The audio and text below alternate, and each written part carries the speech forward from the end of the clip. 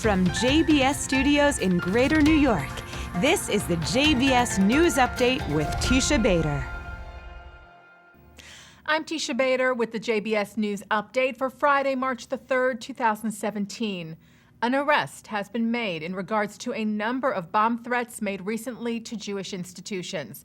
The Anti-Defamation League said today that 31-year-old Juan Thompson was arrested in St. Louis, suspected of being behind at least 8 of the recent phoned-in bomb threats, including the one against ADL headquarters and a number of Jewish community centers. The ADL said that federal and New York law enforcement informed them of the arrest earlier today. Authorities said Thompson reportedly made the threats as a campaign to harass a former girlfriend, naming her as being responsible during the call-ins. He was expected to appear in a Missouri court later today on various charges. U.S. Attorney of Southern New York, Preet Bharara, released a statement today regarding the suspect. He said, "Today we have charged Juan Thompson with allegedly stalking a former romantic interest by, among other things, making bomb threats in her name to Jewish community centers and to the Anti-Defamation League." He said threats of violence targeting people and places based on religion or race, whatever the motivation, are unacceptable, un-American, and criminal. We are committed to pursuing and prosecuting those who foment fear and hate through such criminal threats. There have been some 100 threats made against Jewish institutions since the beginning of the year, and authorities continue to investigate. Meanwhile, a Jewish cemetery in Rochester, New York, was vandalized yesterday. 5 headstones were knocked over and damaged at the Vad HaKolel Cemetery, which is also known as the Stone Road Cemetery.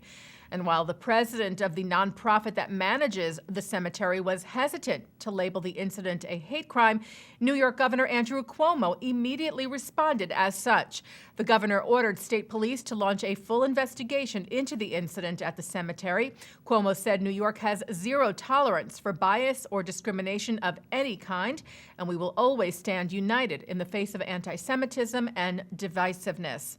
The desecration of the Rochester Cemetery follows similar vandalism at 2 Jewish cemeteries last month, one outside of St. Louis and the other in Philadelphia. And hundreds of people gathered in the city of brotherly love last night in a demonstration organized by the Jewish Federation of Greater Philadelphia under the banner Stand Against Hate.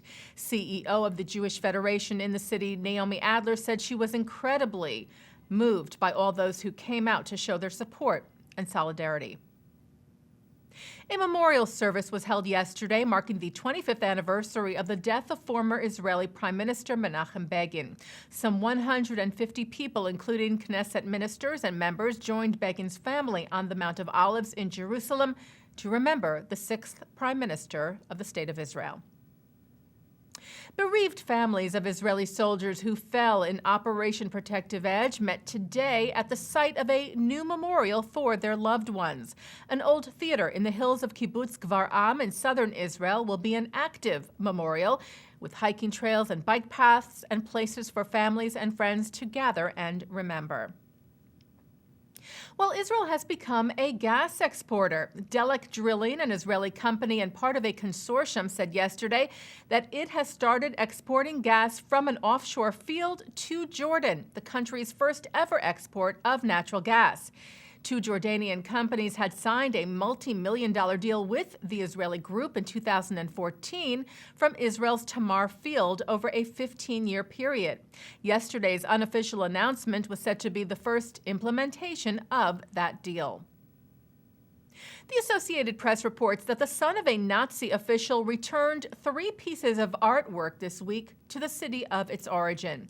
Horst von Wachter returned an 18th century map of Poland that had been built into a small table and 2 historical drawings that his mother had appropriated in Krakow in 1939 when her husband became governor of the city. A ceremony was held in Poland to mark the return, and Polish officials said Monday that they hoped the gesture would inspire other descendants of Nazis to follow suit. And taking a look now at our programming for tonight on JBS for Friday, March the 3rd, live Shabbat services are coming up at 6 o'clock from New York City's Central Synagogue, followed by a Shabbat a cappella concert at 7:30.